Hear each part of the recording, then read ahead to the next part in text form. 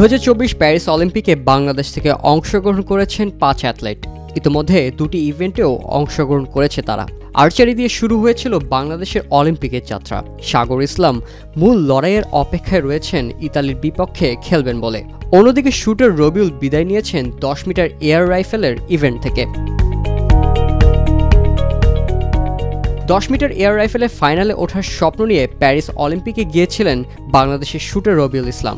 স্বপ্ন পূরণের জন্য তাকে বাছাই পর্ব শেষে থাকতে হতো সেরা 8-এ, কিন্তু সেরা 8 তো দূরের কথা, 49 জন শুটারের মধ্যে 43তম হয়ে রবিউল বিদায় নিয়েছেন প্রতিযোগিতার বাছাই পর্ব থেকেই। এই ইভেন্টের বাছাইয়ে সর্বোচ্চ 631.7 স্কোর করেছেন চীন ও আর্জেন্টিনার 2 শুটার, যেখানে রবিউল স্কোর করেছেন মাত্র 624.2, যেখানে তার ব্যক্তিগত সেরা স্কোর ছিল 628।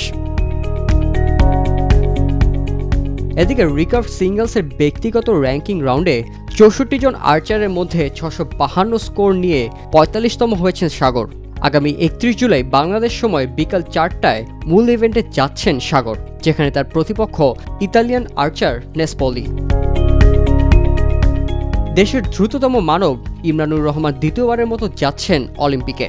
4 আগস্ট 100 মিটার স্প্রিন্টের বাছাই পর্ব শুরু হবে বাংলাদেশ সময় রাত 10টা 30 মিনিটে। স্টাডিও দ্য ফ্রান্সের ট্র্যাকে দৌড়াবেন ইমরানুর। সাঁতারে প্রতিনিধিত্ব করবেন 2 বাংলাদেশি।